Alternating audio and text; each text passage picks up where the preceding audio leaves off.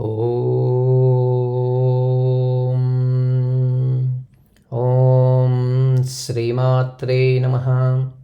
శ్రీ లలితా సహస్రనామ స్తోత్రం 140వ శ్లోకం. స్వతంత్ర సర్వతంత్రేసి దక్షిణామూర్తిరూపిణి సనకాది సమారాధ్య శివజ్ఞానప్రదాయిని. స్వతంత్రత. సృష్టిలో ప్రతి జీవి మరొక జీవిపై ఆధారపడి మనుగడ సాగించవలసినదే. మానవుడు జంతువులపై, వృక్షములపైనను, జంతువులు వృక్షాలపై ఆధారపడతాయి. చెట్లు ఋతువులపై ఆధారపడతాయి, ఋతువులు కాలంపై ఆధారపడతాయి. కావున ఈ సృష్టి అంతయు పరతంత్రమే. ఎవరిపైనను దేనిపైనను ఆధారపడక తానే అందరికీ అన్నింటికీ ఆధారమవుతూ అన్నింటియందు ఉండునది అమ్మతత్వం. స్వతంత్రత, సృష్టి ప్రణాళిక, నియమం, నియామకం, ఆచరణ, ఫలితము అన్నీయు పరమేశ్వరియే. స్వ+ తంత్రము స్వతంత్రం అనగా తనకు సంబంధించిన ఉపాసనా విధానమును ప్రత్యేకంగా కలది.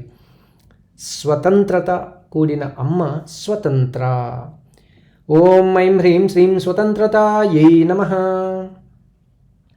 సర్వతంత్రేసి. తంత్రమనగా ఉపాసనా విధానం, పూజా విధానం.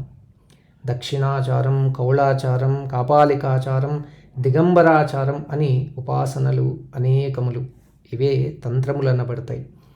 కాపాలం, భైరవ, సామ, గౌతమ ద్వైతములు వేద విరుద్ధములు. సమయాచారం కాని విద్యలు వశిష్ఠ, సనక, సనందన, సనత్కుమార సుఖ సంహితలు వేద సమ్మతలు. అవి శిష్టాచార సంపదలు. సర్వోపాసనలకు మూలం అమ్మ. సర్వతంత్రములకు నాయిక సర్వతంత్రేసి. ఓం ఐం హ్రీం శ్రీం సర్వతంత్రేస్యై నమః. దక్షిణామూర్తి రూపిణి.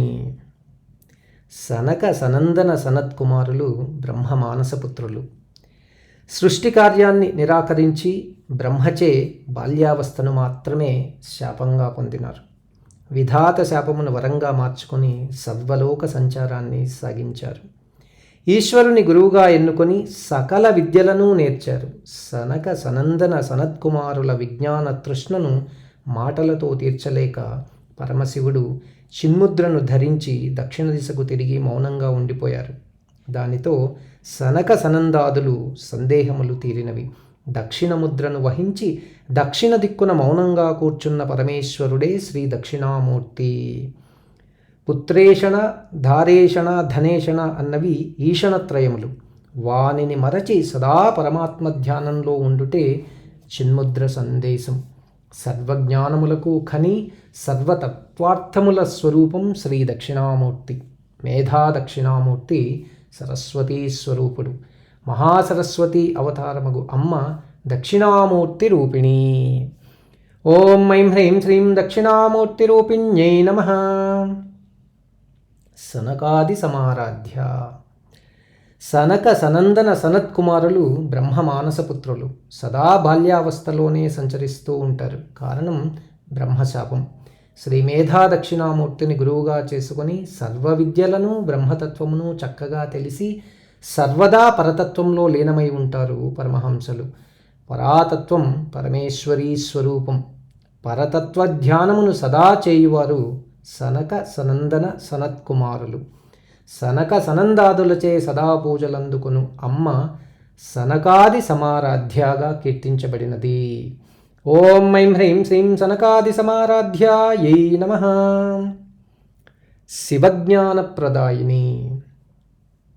ప్రళయకాలమందు శివుడు సంకల్పశూన్యుడు, జడుడు, నిరంతర పరాతత్వ ధ్యానపరుడు, నిర్వికారుడు. సృష్టి సంకల్పమునకు ప్రేరేపించినది పరమేశ్వరి.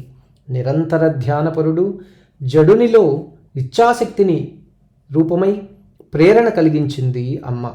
సృష్టి రూపుదిద్దుకున్నది.